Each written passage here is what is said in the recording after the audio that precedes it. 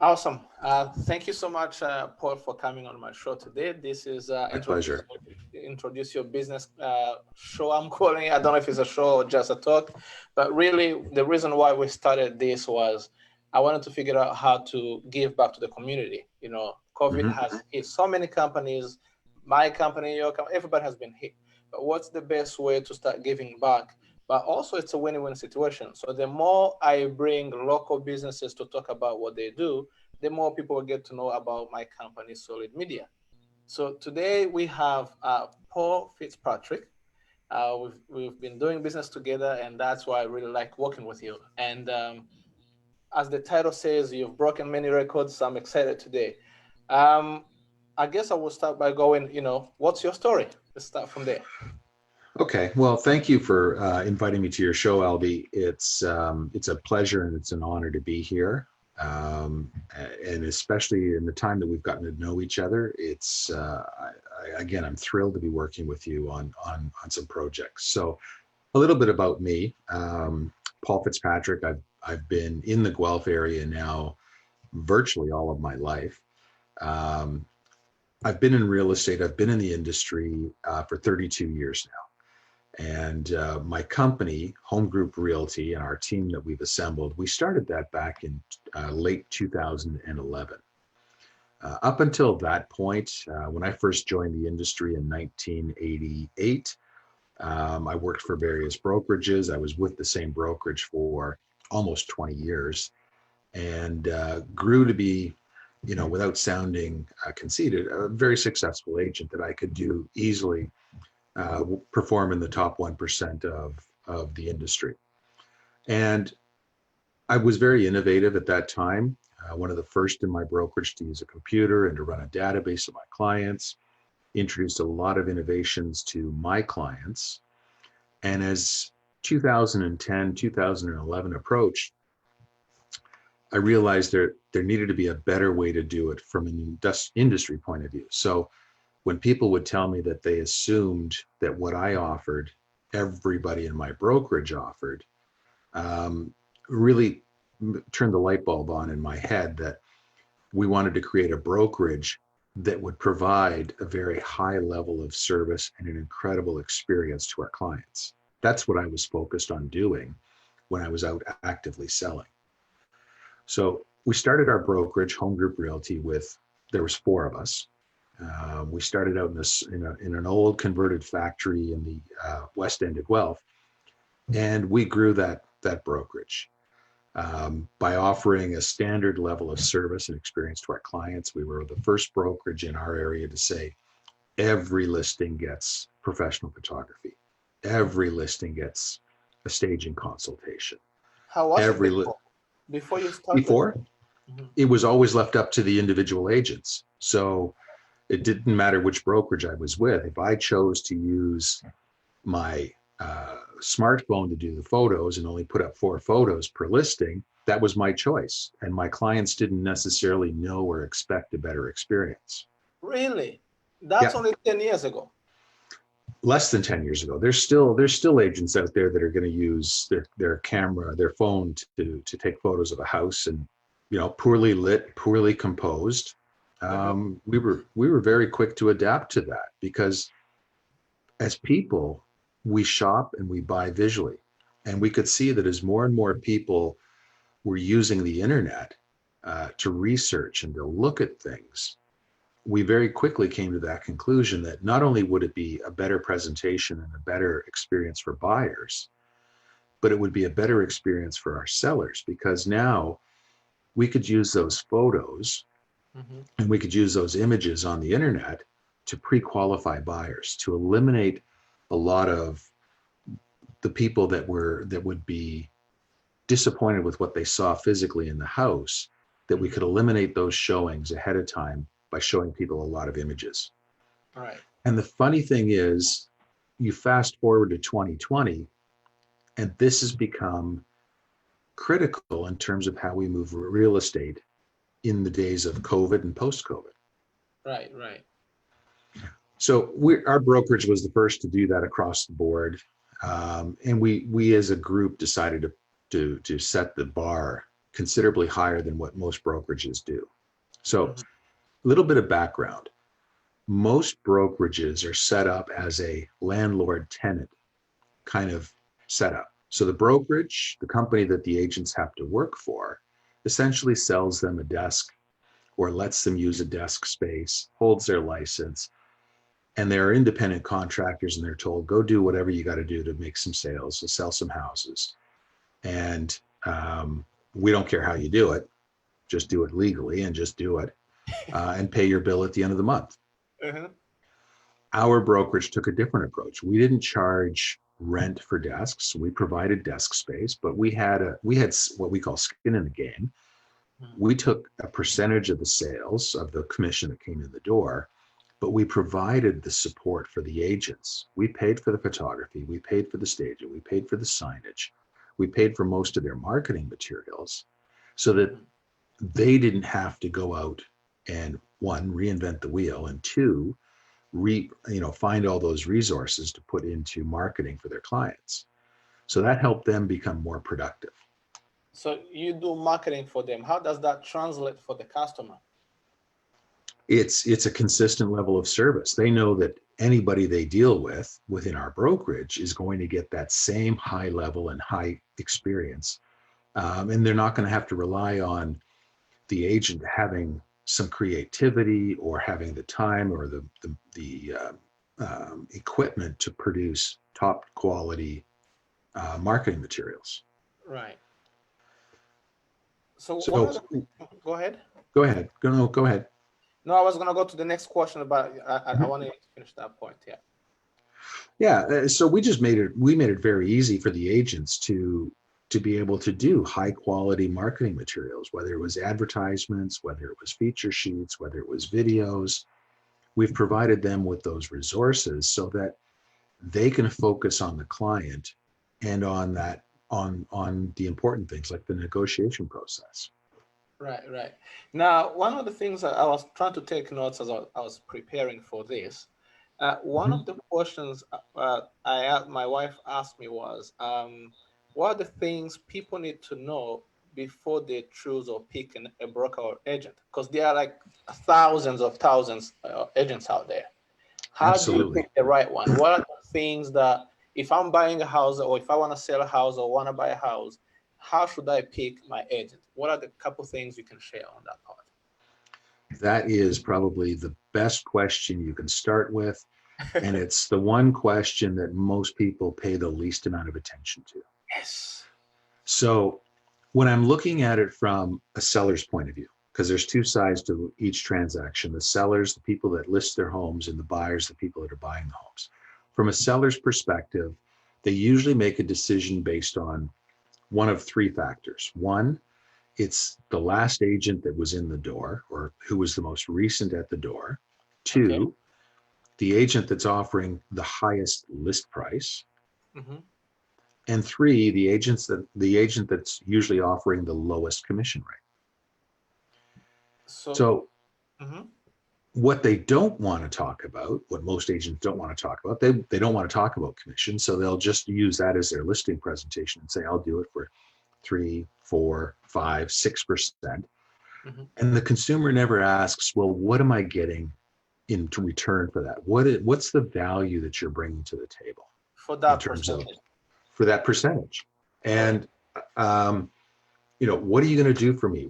And so when we talk to sellers, we'll talk about commission rates, we'll talk about pricing, but our goal is, we want to be able to get the maximum amount of value out of that house, help Hmm. preserve that seller's equity to the best of everybody's ability.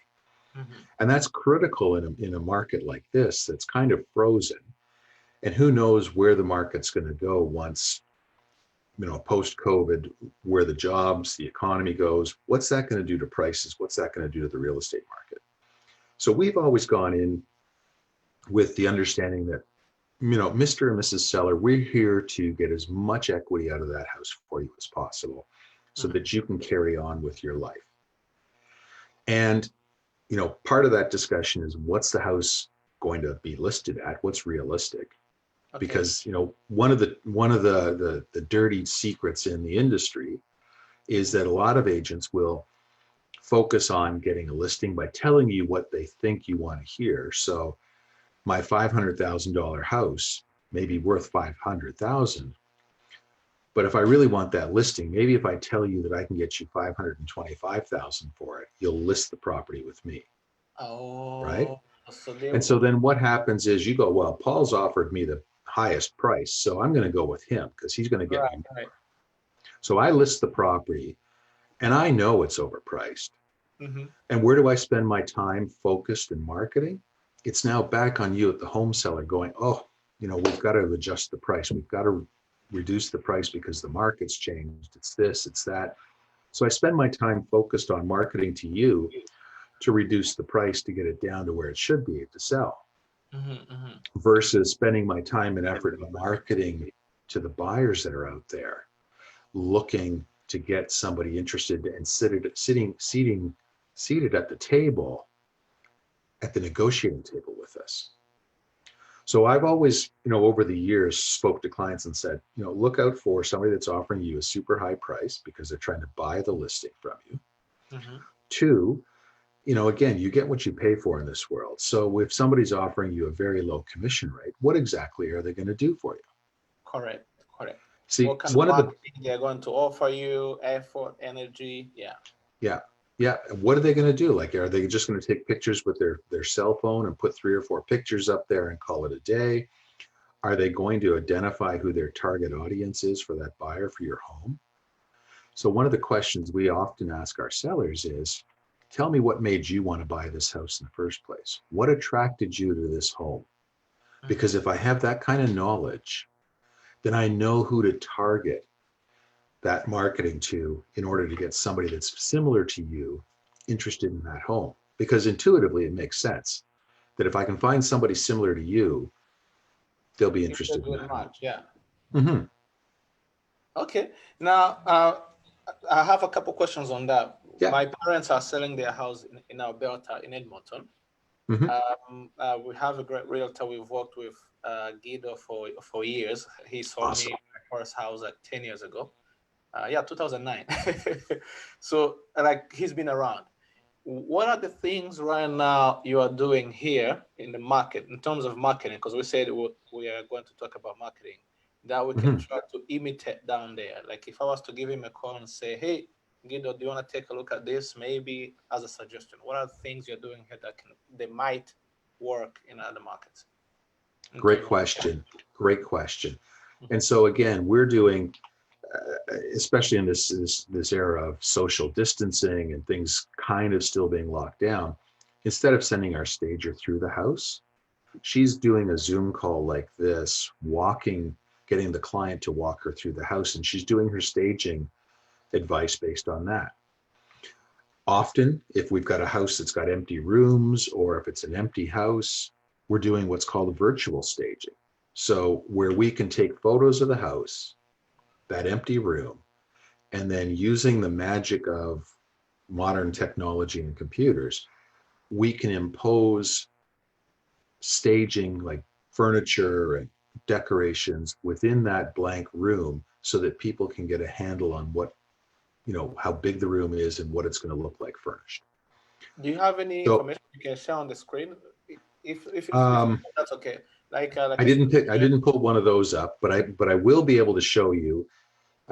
So for example, we start with when we list property, we will do at least 40 to 50 professional photos of the house, the outside of the house, the interior house, neighborhood features.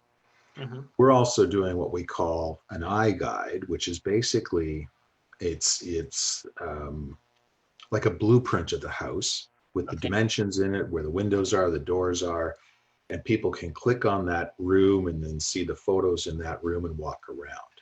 Okay. So we've also used a tool that basically creates a 3D image of the room, and the name will come to me now. I should have written it down earlier. But we use that. It's called the dollhouse effect, where you can walk through and see the flow and the overall design of the house. So what we're doing, and when we're marketing properties, is we're doing all these videos and these floor plans and all this so that buyers, when they're online looking at properties, can see the full extent of the house. Right. And nobody has to take risky activities like showing people a stranger's home or bringing a stranger through your house. We can do a lot of this virtually and online in a Hold on a meeting second. like Let me this. ask you on that. So what you're saying is, for example, if I'm selling my house, I already have my furniture in there, I have all my stuff in there. You can take pictures of my house and dimensions and everything and restage it, and it We doesn't can, have to show my dirty house. yeah, the technology exists that it's easiest done when the room is vacant, when there's nothing in it. We Gotcha. can place furniture in there and it's all in perspective and it all fits into place. Right. I believe the technology exists that we can also scrub out whatever's in the room, but that becomes very expensive and it takes a lot of Right. time using the I technology. was gonna be excited about it. I was like, what? That would be like another level. Yeah, no, it's easier when we do it with builders. We do it with vacant homes where it's easy to put that staging into place, Mhm. and then people get a sense of perspective. Because if you're looking at an empty room, even just if you're standing in an empty room, Yeah. it's hard to gauge and get a sense of the space and what's going to fit where. So if you can stage it, or if you can virtually stage it, you can show that yes, a queen size bed or a king size bed will fit in here, and it won't be a cramped space. Mhm. So we're doing that, and right now we're doing this so that we can really pre-qualify people, so that now at the end of the day, if I'm bringing somebody through your home and we've gone through steps 1, 2, and 3 in terms of looking at all the digital marketing materials on your property, and these people still want to see it, we've got a really interested and a very strong prospect coming through your house. And the odds are pretty good they will then come to the offer table. So when you say 1, 2, and 3, like, are you using like a tracking system to know? How do you make sure that these are qualified buyers? Like, what's the Well, good question there too. I mean, we have the technology on our website that we can see the listings that people are looking at. We can see how many times they've looked at that property. And then when they reach out to me, and I can say, oh, you're interested in 123 Main Street, and you've looked at the pictures, let me do a digital um, tour with you and walk you through the different rooms and all the aspects of the property. And it allows me then to talk to them about, financing. Have you talked to your mortgage broker? If not, let me introduce you to a mortgage broker so that we can get you pre-approved versus pre-qualified. And so that we can make sure that you can afford this property. You've got the resources set aside to be able to do this now, and that the timing fits you. So again, we're looking at the overall experience for everybody. If I follow those steps in terms of talking to a buyer ahead of time, making sure they're pre-approved, and then take them through the property, I have a much better chance of seeing that person show up at the offer table. Most agents over the years have become we've become very much a commodity. So if somebody called me and said, I'd like to see that house on Main Street, most agents were running and out the door before the phone was even back down on the receiver, without asking, why are you interested in this house? What attracted you to this house? Have you talked to the bank? And building that sort of relationship. Does that make sense? It does make sense. There are some Yeah. people following us. If you're following and you have a question, you can always go in the comment and ask questions. One of the things now, how are you adopting with COVID-19? Because every company or every business is trying to readjust the way they Mm-hmm. do business. So if you can talk a little bit, maybe the impact it's had on the real estate here and how you're Yeah. adapting to it, that'd be great. Well, thank you. And yeah, we were very fortunate that we had a business continuity plan ready to go ahead of this, so that when the government talked about doing an emergency shutdown of everything, we were ready to go. So very quickly, we had our staff working off site. Our agents, which usually mostly work remotely, were all set to go. Mhm. But we were very quick to adapt protocols that said, if you're going to keep your house on the market during this pandemic, we had to have sanitizer, we had to have wipes, we had to have protocols in place so that we could safely take people through homes. Gotcha. And that's where we ramped up our marketing even more and put the policy in place that if you were interested in seeing a house, I wanted to have a conversation with you first to make sure you saw all the online marketing materials. Because if you didn't like anything in there, then really, odds are we weren't going to go see that house. Right. And we eliminated those, what I call Pop-Tart agent moments, where I'm going to just pop up and run out and show you a property without even finding What out do you who call you it? are. What do you call it? Pop-Tart. Pop-Tart. I like that. Yeah, because the phone would ring and pop up, I would go and run out and show you a property, and I wouldn't even know who you were because Right. you said you wanted to see a property. And if I didn't jump right away, you would go to somebody else. So that's Mm. part of the fear that permeates our industry. So we're trying to get that cycle broken because it was never a good experience for you as a buyer. It was never a good experience for our home sellers, all the wasted showings. Mhm. And it wasted a lot of time and made the industry very inefficient. So now we try to create a positive experience. It's a nice flow and process Mhm. for both buyers and sellers. Nice. What do you think is? I'm looking at my next question. Actually, before I go to that, I see some questions that have come here. Okay. Malik is asking, based on your years of experience, what do you suggest investors do in this COVID-19? So I don't know if the question Okay. is clear, but yeah. Well, good question. And I'm seeing a lot of those questions in the last few weeks, like where's the market going to go? What's Mhm. happening in the marketplace? So I'm going to address that in a roundabout way. Mhm. For the last 2.5 years, I've been doing a weekly blog on my website, Okay. homegrouprealty.ca, where I talk about what's happened in the last week in terms of sales. Okay. What is the market doing? What are the numbers like? So for example, this past Friday, I think we were 43 sales in the city of Guelph.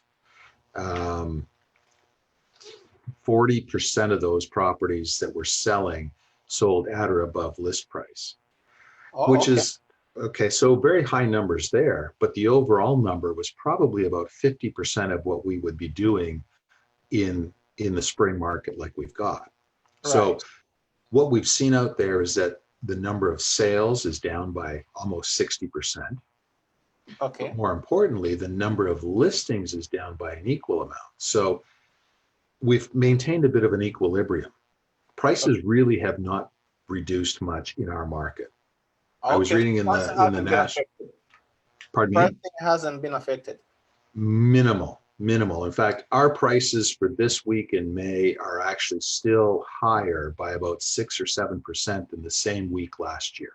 Mhm. So Okay. our prices are up compared to last year, and we haven't seen a big drop in prices in most price ranges. That's very exciting. Mm-hmm. Let's see. There's another question here. Guido asks, "Hello, Paul. Nice meeting you. Oh, pleasure. Besides Hi. Realtor.ca, which social media platform are you using in your brokerage, which seems to be working for you?" That's his first question. And Mm-hmm. then I'll ask the second questions he has after. Okay. So yes, we promote all our listings do get uploaded to realtor.ca. So that's the public site most people in Canada start their searches on, Okay. because most brokerages will upload their listings to that site. Okay. Now, again, not every listing is up there because there are some brokerages, even in our local market, that do not share their listings on realtor.ca because they don't want their listings showing up on other people's websites. Why? Isn't that a good thing for them? Well, you would think it is, and for the most part, I think it is. But when I agree to share my listings on realtor.ca, I'm also agreeing to syndicating my listings, meaning I agree to let other agents put them on their website. Mhm. So I lose a bit of control, but in exchange for losing some control in terms of where my listings get featured, I gain a massive market exposure. Now, some brokerages feel that they need to control their marketing message and who sees their listings very tightly. And I think part of it is they feel that if they can restrict how far out their listings get marketed, people will come to them, and then they stand a better chance of having both the selling side and the listing side. So both ends of the transaction. Oh, I see. But So for the to me, it's a bit of a greedy thing because they don't want to share, but it's also an unfortunate side of it because in my opinion, they're limiting the exposure of their home for their clients, the sellers. correct. That was going to be my question. That's not effective for the customer because No, if I'm selling no, my house, I want as many eyeballs as possible looking at the house. So absolutely. in your brokerage, you're opening it up. You don't just put on realtor.ca. No, exactly. I belong to 3 different real estate boards. Okay. Guelph and District Association of Realtors is my home board. Okay. I've also got a membership in the Kitchener Waterloo Board of Realtors. Mhm. And then I've also got a membership in the Brampton Real Estate Board, which puts me into the Toronto Real Estate Board. Okay. So now my listings can be exposed regionally, Guelph, Kitchener, Waterloo, Cambridge, and virtually all of southwestern Ontario, Mhm. because we've got most of these boards have amalgamated their MLS systems so that we all share the data.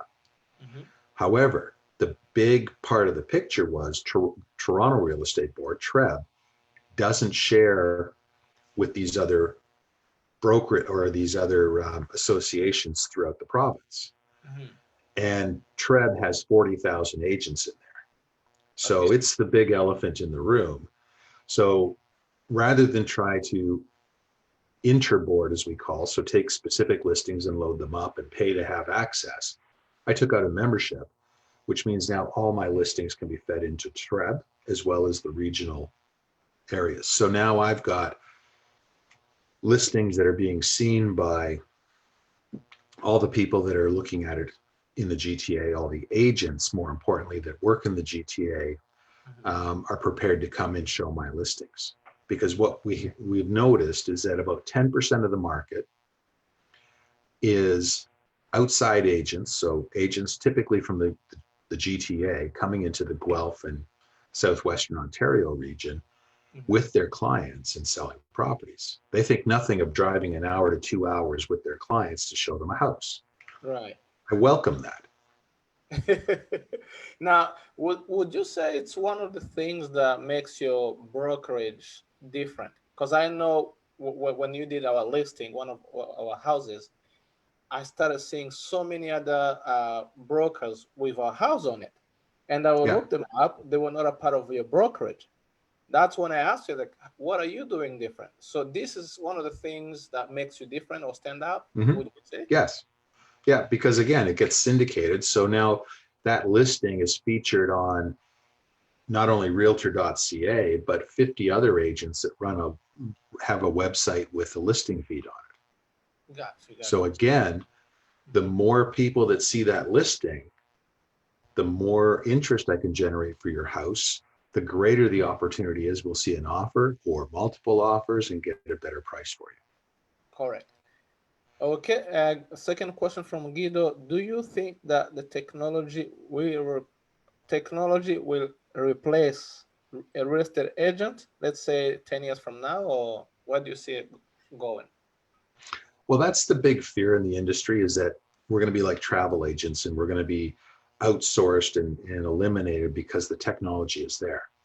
I disagree, because you're dealing with the biggest purchase in your life. And I doubt very much that somebody's going to spend $500,000 without physically wanting to walk through the property. Now, anybody can show a house. A homeowner can do a for sale by owner, put a sign on the lawn, show a property. That's not the issue. The value that we bring to the transaction is, I know that neighborhood. I know where the sales are. I know the value that's there. I can break out the the nuances of why that house might be right for you or why that house might not be right for you that no algorithm or technology is going to be able to replace. Right. And that's why you're starting to see a trend before COVID that people were starting to deal with travel agents again because those people had experience and could tell by the conversation and the relationship that they built with you Right. what would work and what wouldn't work. Correct. So It, that's where I'm not worried about being replaced. it's interesting you bring up the agent part because we just did our 10-year anniversary a year ago. We went to Bahamas, but we used an agent. And Mhm. because we used an agent when we took a cruise, it was the first time we did a cruise. What we didn't know it was when you get on a cruise, I'm sure you've done that. There's inside room and there's the window room, and Mhm. that makes a huge difference. So when we're talking to her, she goes, "Yeah, I got you window rooms." I'm like, "Okay, whatever." I didn't see the value at the time until I got on cruise, and I can see everybody go, "Oh, you got a window room? How much extra did you pay?" Nothing. My agent did it. They're like, Mhm. "Man, I will never be on the inside. I want to have the window room." So those are small things that we don't see that makes a big difference. So I can Yeah. agree with you on that part. Knowledge is power. And I'm local knowledge. I know my community. I know my neighborhoods. So that's the value that we bring to the table. Correct. Okay, I think that those are were the two questions we had. Anything Okay. else you want to talk about before we close the show today for the market? Well, the market right now, we're calling it, it's basically frozen. Again, talking earlier, I said listings were down, sales are down, price is relatively stable. There are still people that need to buy and sell in the middle of this pandemic. Correct. And my expectation is the market, once it thaws out and we start to see listings coming in and buyers come back, it may not be as crazy as it was in March or in 2017, but my expectation is that it's going to recover relatively quickly, and still be what I would call a normal market. So more balanced, an Right. equal number of sellers, equal number of buyers. You won't see the return necessarily of the crazy multiple offers and bids, Hmm. although we have seen that in the last couple of months, but it won't be as dominant as it was in the past. So again, I'm very bullish on this market. I think, if I'm an investor, there's going to be opportunities for me to buy an investment property. The rent levels are still good. Vacancy rates are still very, very low in the province of Ontario. And I suspect that once we get going, things hopefully will recover and should recover fairly quickly. So you think we're gonna have a bigger market for renters versus owners in the future? Unfortunately, yes, I think that's going to be the case down the road. Um, because again, this isn't going to be a real quick recovery. There are going to be some people that are going to have to keep renting or look at renting. Hmm. So I think there's still going to be good demand for investment properties. And it's a Gotcha. question of whether, where the values of homes go in the next 12 months. I see. Here Guido says, Paul did not answer my question yet. Which social media is he using? Is it Yeah, working for you? That was the first question. And then the second yeah. one is maybe let's start with that one. He has two questions. Yeah. Okay. So yeah, let me answer that question. We're using Realtor.ca. We are still big proponents of Facebook. We use a lot of Facebook advertising and promotion. We do use Instagram heavily. So we're doing a lot of work with Instagram, because again, real estate is so media intense and rich that it just lends itself well to Instagram. We do a bit on Twitter. Normally it's to promote our blog posts and our new listings, but our primary focus is on Instagram and Facebook. How is your, because I do get your newsletter that you send out. How has that been for you in terms of driving sales or relationship retention? Well, it works in the long term. Again, I'm always playing the long game in this industry. So, for example, we've done a weekly blog post now over 2 years, and I haven't missed a week. But we're really, we've seen a steady increase of business that comes from that, from people getting the value and the information that we put out each week. And people come to us and say, I like what you put out. I trust the numbers and the information you put out there. So we want to do business with you. So we've built a lot of relationships over the years that way. Good, good. The last one he had, is it a buyer's or seller's market right now?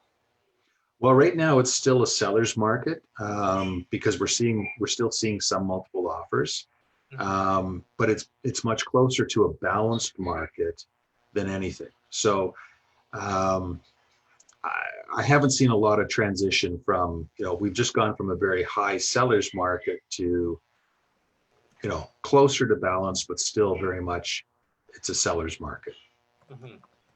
Well, Guido said, thank you so much for answering the question. My pleasure. He must be a realtor because he's asking some specific questions, and I like that. Well, thank you so much.